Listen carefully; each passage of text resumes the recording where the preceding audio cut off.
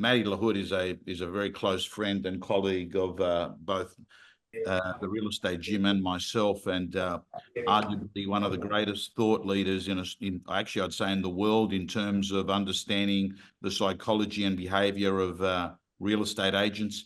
When he was at McGrath's for a few decades, he was the super coach that would look after all the teams. And what I like about Matty is he's got a good understanding of real life real estate. There's not a hell of a lot of, Matty, I said to a guy this morning, I saw him on the Bay Run, and he said to me about a trainer that told him to do things, which to me sounded unreasonable. And I know the trainer, and the trainer hasn't listed or ever sold a house himself. And I just said to the guy, I said, listen, I said, have an open mind, but if you're ever unsure about something, you ask the person that's giving you advice, have you done it? Do you do it? And if the answer is no, tell them to go get stuffed and to leave you alone, mate. That's so true. But Matty, you were a very successful agent in the eastern suburbs before you took executive roles in sales leadership and your role now with the agency. Owners hate that when you say, look, you know what's happening at the moment, Tom, is people are popping into the Joneses down the road, and the Joneses agents using your house to help them close their purchases. Yeah. I hate hearing that. Yeah. Matty, so what we've got to do is we've got to steal back the buyers. I'm going to give you credit on a deal I was involved putting together last Saturday with a buyer. We negotiated. It was out in the MacArthur area. It was about 50 grand short. It was 45 minutes post-auction negotiation. And all I did, Matty, is went over, picked up my board. I said, guys, exhausted. I know what you're going to say. I said, it's exhausted. I said, it's not going to happen. I said, I've given it enough time. I said, but anyway, I said, it's been a pleasure meeting you. I might see you at other auctions, and I want to thank you so much because the 45 minutes that we all put here today hasn't gone to waste. The good news is our vendors are now at a really exciting figure, and this property will get sold on Monday. And that would not have happened without you assisting us, right? Matty, they bought the property. Yeah, you say it more articulate than I do. I used to say, well, I did to say the same thing was, look, thanks so much. I want to really thank you for bidding what you've done. It's a shame I can't sell it to you because you've done all the bullocking work to help me get it down to sell it to someone else. And you should be getting the spoils of that outcome. But anyway, I'll let you know what it sells for. Actually, I've got someone coming through in half an hour. Matty, that even sounds, in some of the areas that I work in, that even you were a lot more polite. Eloquent, mate. No, that would have gone down. Now, Matty, I want to ask you more. So you're talking about like frequency of contact being super critical. You're talking about the content of the content. Matty, Charles Tarbey used to say, if you don't sell their house, you might be selling your own, right? Or something along those lines.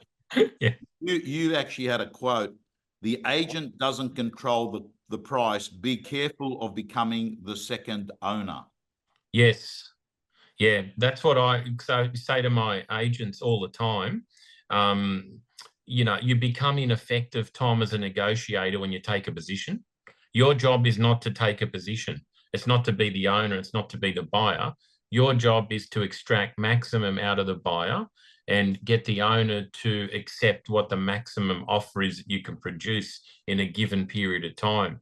It's not to stand on this side with the vendor and say, oh, it's worth that price, right? Or come over to the buyer and say, you should take that price. The buyer's saying here it is and agree with them. So it's easy. Sometimes agents back themselves into a corner, and I've heard it a number of times in my one-on-ones. Agent will call me up and here's my favorite line. They ring me and they go, Matty, I can't sell this property. I've done everything. What else do you think I should do? Because it's worth what I listed it at. I'll say, right, okay.